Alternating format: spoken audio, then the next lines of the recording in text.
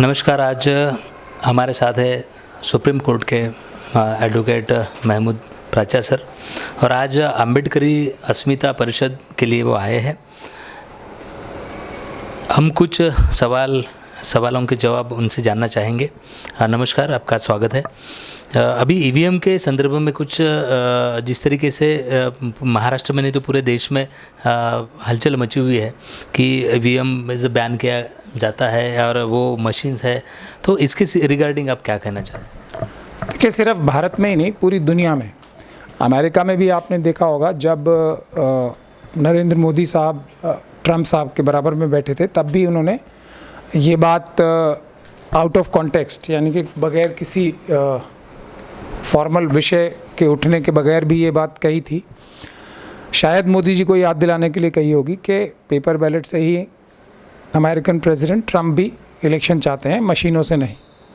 तो ये बात सिर्फ भारत में ही नहीं, पूरी दुनिया में कहीं भी किसी भी बड़ी डेमोक्रेसी में पेपर बैलेट से ही चुनाव होते हैं, मशीनों से चुनाव नहीं होते। जिन राष्ट्रों ने मशीनों से चुनाव कुछ समय के लिए कराए भी, उन्होंने भी वापस पेपर बैलेट पे ही चुनाव कराए, क्योंकि पेपर बैलेट से चुनाव, एक तो भारत का अगर मैं बोलूं और पूरी दुनिया में भी, कानूनी है, सस्ता है, इससे चुनाव जल्दी होते हैं, सुरक्षित होते हैं और पारदर्शी होते हैं। तो ये सारे गुण जो हैं सिर्फ पेपर बैलेट में ही हैं। मशीनों से चुनाव देर में भी होते हैं, महंगे भी होते हैं, लोगों को समझ में भी नहीं आता वो प्रोसीजर, ना चुनाव आयुक्त के अधिकारियों को समझ में आता है, और लंबे समय बाद इसमें रिजल्ट भी आते हैं। ये और पारदर्शी तो वो बिल्कुल भी नहीं होते, एकदम अपारदर्शी होते हैं। इसलिए पूरी दुनिया में कहीं भी ईवीएम से चुनाव नहीं होते। जहां लोग बेईमानी करना चाहते हैं चुनाव में, वहीं सिर्फ ईवीएम से चुनाव होते हैं।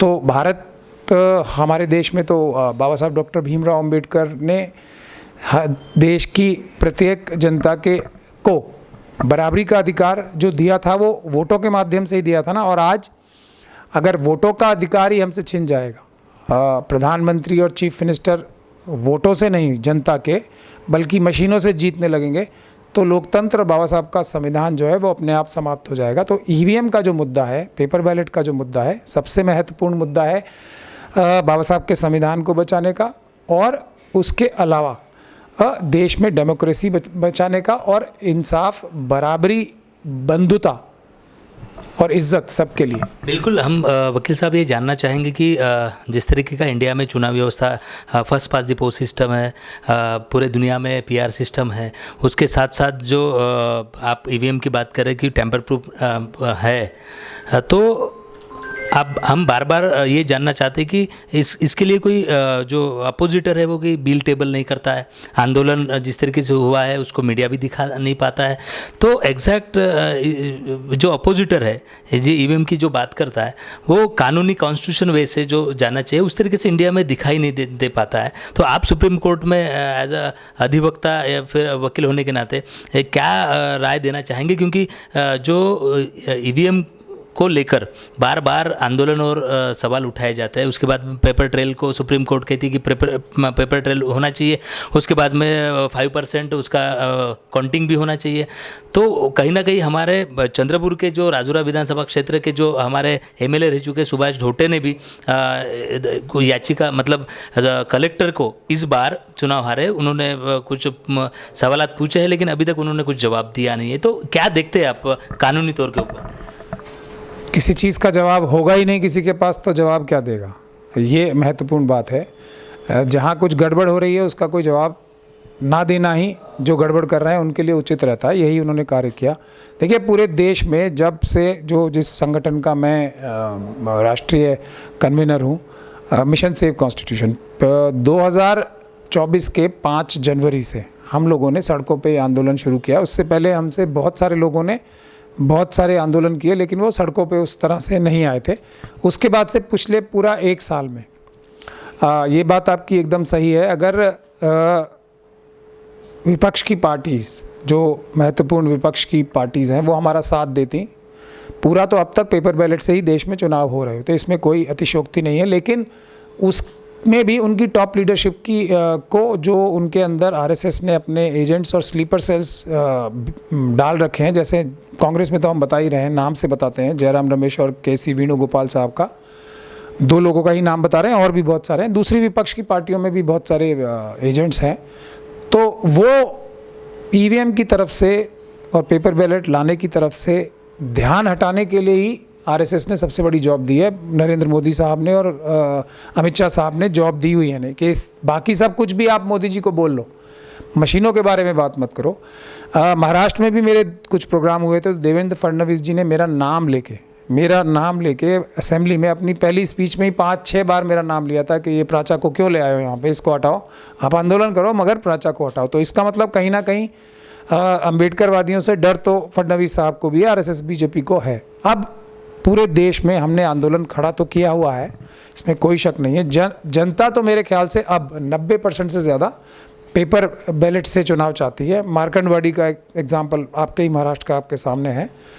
परंतु अभी जितना होना चाहिए उतना आंदोलन नहीं हो रहा, क्योंकि पॉलिटिकल पार्टीज़ के अंदर आरएसएस और बीजेपी के एजेंट्स हैं। लेकिन बिहार में हम एक बार फिर बहुत जल्दी बहुत बड़ा आंदोलन शुरू करने वाले हैं। तो हमारी कोशिश ये रहेगी कि बिहार में तो कम से कम हम पेपर बैलेट से चुनाव करा पाएँ।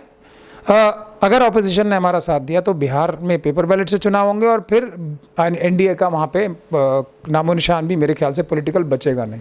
जहाँ तक जो केसेस की बात है, सुप्रीम कोर्ट में बहुत सारे केसेस डाले गए हैं, लेकिन 50 के करीब सुप्रीम कोर्ट में डिसमिस हुए हैं। लेकिन सिर्फ एक हमारा ही केस ऐसा है जो, क्योंकि हम पूरी तैयारी से गए थे, सबूत जुटा के गए थे, तो वो अभी तक एक तरीके से पूरा नहीं डिसमिस किया गया। हमें आज़ादी दी है सुप्रीम कोर्ट ने कि आप किसी भी अदालत में जाके अपनी मशीनों की बात उठाओ और उसमें धांधली को पकड़वाओ। उसके बाद हमने बहुत सारी केसेस डाल भी रखे हैं। हरियाणा के केस का तो पूरा आपने देश दुनिया ने देख ही लिया कि जब 90 की 90 सीटों की वीडियोग्राफी हमें देने के लिए आदेश हुए तो सरकार ने कानून ही बदल दिया। लेकिन कानून बदलने से सरकार जो है, भारत देश की जनता जो कि सुप्रीम कोर्ट से भी बड़ी अदालत है, उसको ज़्यादा देर तक धोखाधड़ी दे नहीं पाएंगे कानून बदल के, बल्कि उन्होंने हमारी मदद ही की है, क्योंकि अब सब लोगों को पता लग गया कि कितनी बड़े लेवल पे मशीनों द्वारा गड़बड़ हो रही है। आखिरी वकील साहब, आखिरी एक सवाल लेते इस विशेष मुलाकात को यहाँ ख़त्म करेंगे। आप जैसे बता रहे थे कि जिस तरीके से कॉन्स्टिट्यूशन वे से हमें जाना चाहिए, आंदोलन तो शुरू है। जिस तरीके से महाराष्ट्र में पहली बार दीक्षा भूमि जहाँ शांति का प्रतीक माना जाता है, वहाँ एक औरंगजेब की जो कब्र को लेके भी बहुत कंट्रोवर्सी हुई है। शांति के मार्ग पर जो चलता है इंडिया में, उसके बीचों बीच ये जो अभी हुआ है, उसके बाद बार बार धान महाबोधि विहार का भी हुआ है। मैं ये जानना चाहता हूँ, सुप्रीम कोर्ट के आप वकील है, क्या ये लड़ाई जो समतावादी लड़ाई है, इसको बरकरार रखने के लिए कुछ ऐसी चीज़ें सामने लाई जाती है, या आने वाले समय में चुनाव व्यवस्था जो first pass the post system है उसको चेंज कर पीआर सिस्टम लाने की आपकी मांग रहेगी, या ईवीएम को लेकर भी जिस तरीके से कॉन्स्टिट्यूशन वे से जाना चाहिए उसका आंदोलन के साथ साथ कुछ जो आपने पिटिशन जो अब याचिका भी आपने बताई है, वो कौन से लेवल पे अभी आज खड़ी है? आखिरी क्या कहोगे? नहीं, हम तो हमारे सारे केस जीत रहे हैं ना। हम अभी तक एक भी केस हारे नहीं है जो हमने डाले हैं पिछले 1 साल में। तो कोर्ट, मैं इस बात को पूरी तरीके से मानता हूँ कि कोर्टों में आजकल न्याय प्राप्त करना बहुत मुश्किल हो गया है, इसमें कोई शक और शुबे की गुंजाइश नहीं है। और इलेक्शन कमीशन भी बड़े बड़े झूठे एफिडेविट फाइल करके कोर्ट्स को गुमराह करने का काम करता है।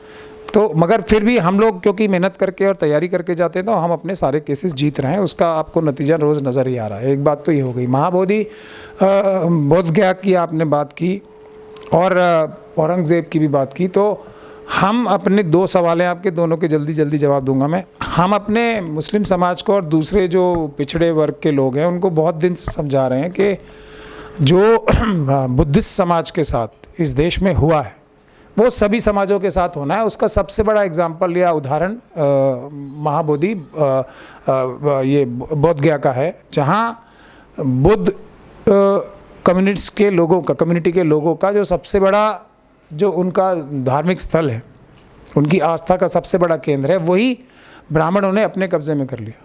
तो इससे बड़ा दुर्भाग्य क्या? ये हम बार बार अपने लोगों को भी, खास तौर पे मुसलमानों को समझा रहे थे, शेड्यूल कास्ट शेड्यूल ट्राइब को समझा रहे थे कि यही काम आपके साथ भी होगा।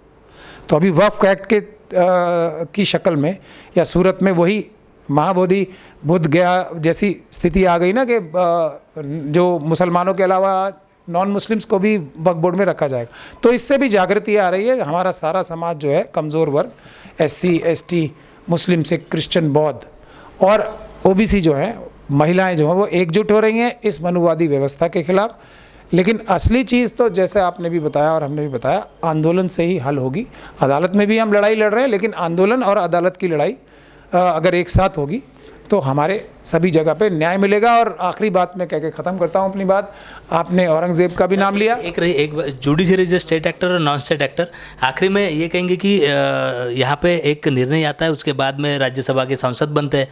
आप सुप्रीम कोर्ट में हैं, ये जुडिशरी भी इस लेवल तक है, इंडिया आँख बड़ी करके देख रही है, क्या लगता है? अभी आप देख ही रहे हो ना पूरे देश में क्या माहौल चल रहा है। एक हमारे दिल्ली हाई कोर्ट से तो 2 जजों का अभी ट्रांसफ़र हुआ है और एक और जज भ्रष्टाचार के नाम पे एक और जज साहब का ट्रांसफ़र, जो शर्मा साहब है, उनका होने की कयास लगाई जा रही है। तो ये जुडिशरी में हालत है, लेकिन जनता को जागरूक होना पड़ेगा ना। जजेस भी तो जनता के नौकर ही हैं।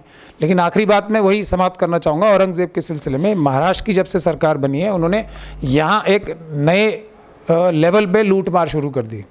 अब जब कोई चोर चोरी करता है तो जो जिससे चोरी करता है उसकी आंखों में मिट्टी या धूल तो डालता ही है ना, जो एक तरीका है चोरी करने का। अच्छा, तो ये औरंगज़ेब की बात जनता, महाराष्ट्र की जनता में और देश की जनता की आंखों में मिर्ची या धूल डालने का काम है, ताकि RSS और BJP की सरकारें और उनके नेता देश की जनता का पैसा लूट सकें। अभी राहुल गांधी जी ने भी एक स्टेटमेंट दी है कि 16 लाख करोड़ रुपए देश के बैंकों से अडानी, अंबानी, यूसुफ लुलू जैसे जो बेईमान अपने आप को उद्योगपति कहते हैं, उनको माफ़ कर दिए गए। तो ये आंखों में मिर्ची डालने का काम है। जनता को इस मिर्ची से सावधान रहना पड़ेगा। बिल्कुल, ये थे हमारे सुप्रीम कोर्ट के वकील साहब, और इन्होंने सीधे साझा किया कि बड़े उद्योगपति के जो कर्जा है उन्होंने NP करा दिए गए है। और जिस तरीके से जो ध्यान अपना भटकाने की कोशिश बार बार शुरू है, औरंगजेब रहे या फिर सुप्रीम कोर्ट के, उसके बाद में EVM का है, जो पूरा जो आंदोलन के रूप में और कॉन्स्टिट्यूशन वे से इनका जो एक काम चल रहा है, हम ऐसे मिलते रहेंगे और हर सवाल के जवाब जानते रहेंगे। मैं नितेश डोंगरे, लोक राज्य न्यूज।